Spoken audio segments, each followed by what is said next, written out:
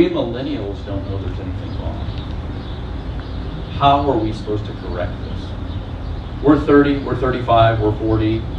We're listening to all of the stuff that's going on. Our parents really weren't very tough with us. They kind of let us go. We really maybe didn't even figure out exactly what it is we wanted to do exactly. So we're wrestling with our careers. We're wrestling with what we want to be. We're wrestling with just our own identity. And yet he says, we don't know there's a problem. That really concerned me. As an author and a guy that just loves this message, I began to think, really and truly, what is? I'm asking you, what is the correction here?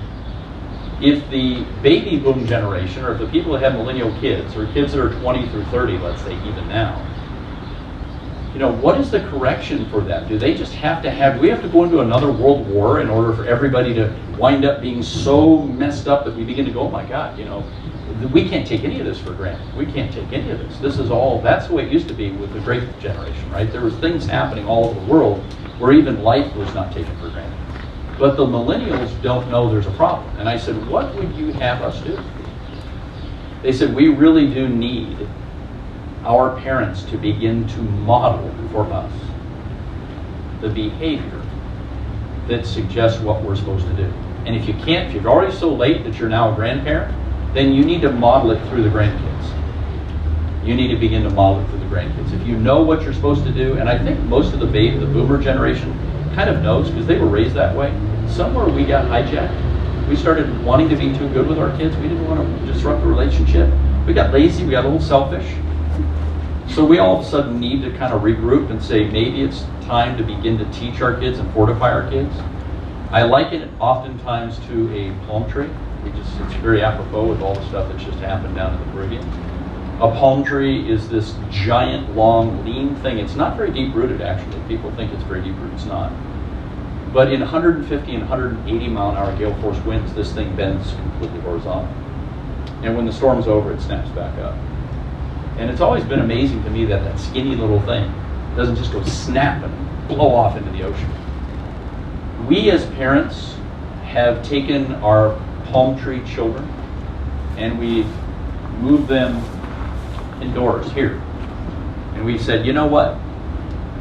The wind's a little strong out there. And I don't want to mess with that, so I'm just going to fertilize it in here and I'm going to throw it right in here. It's nice and safe.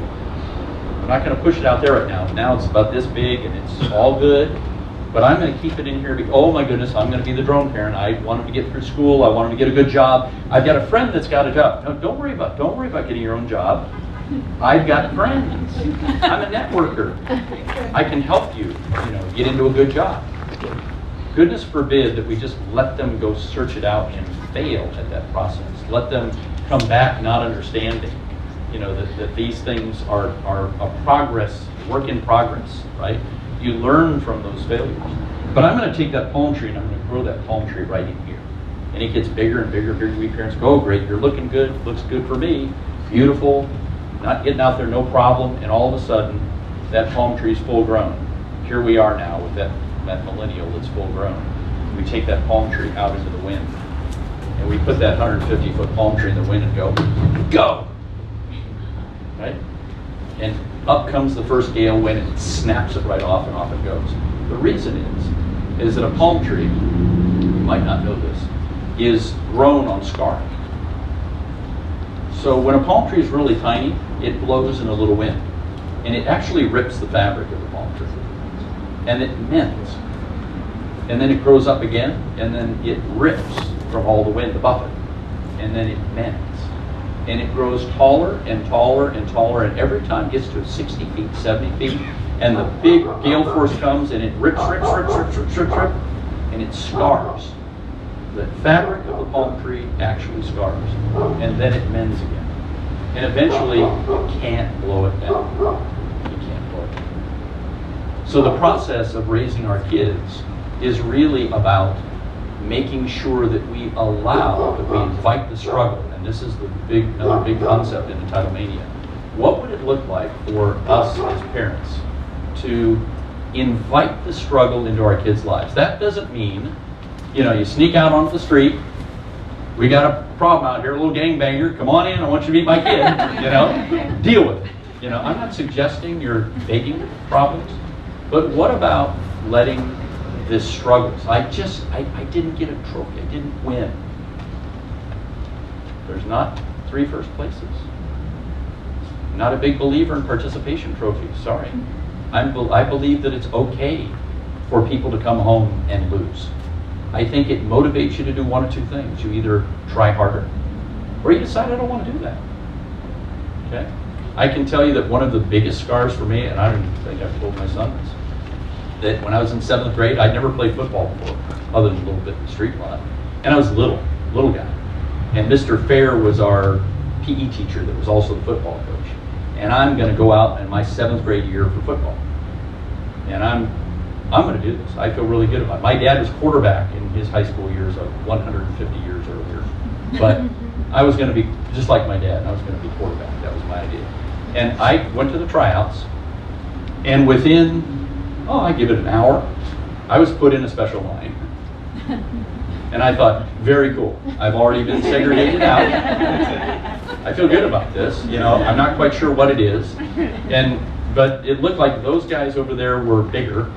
And those guys over there looked a little faster because I'd gone up against them and the one guy pushed me down. But, you know, I felt resilient and I was in my own line over here. Then I found out the guy said, well, here's the varsities over here and these are the JVs, junior varsity. And I got to tell you, it was crushing. I didn't want to tell my dad. Now I go to the JV and we get another coach that comes out the next day and we go at it and I'm going. All of a sudden, I'm in a special line again. And the line was kind of for the people that couldn't do anything. So you get to try out for center. And, you know, I'm now going to hike the ball. Oh my God, my dad's going to watch me hike the ball. I don't think so. Didn't have to worry about it. I got cut from hiking the ball. I didn't make any of the teams. I didn't make any of the teams in 7th grade. It was crushing to me. Now, think about that in the context of parenting today. What would you be doing as a parent? What would you be doing?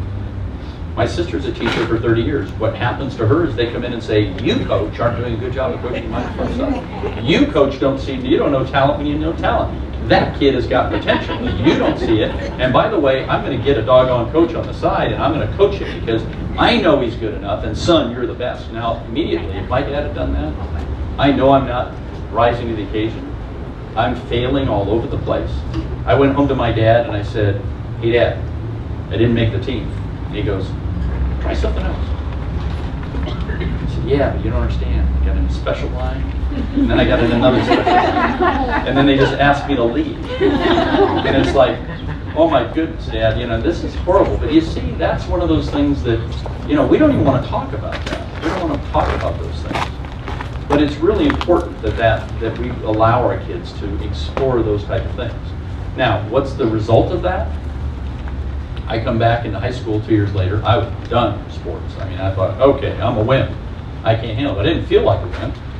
I knew I could swim really well. I'd been on a swim team. So I went back in high school. I decided, you know, the team sport thing with the big guy up there telling me I'm no good ain't going to work for me. So I'm going to go individual sports. And so in water polo, in swimming, and in gymnastics, I varsity lettered the entire time that I was in high school and was on the AAU team in swimming. We won all kinds of CIF events and it was really quite a deal. So that was a motivator for me. But I got to tell you, when I tell you that story, it's been a long time since that happened. But what I feel because of that is an immense amount of pride. I'm proud to tell the story in front of my son. Where did he go? Where did he go? You can't just leave. Dad. Go find him. But I'm proud to tell the story in front of him.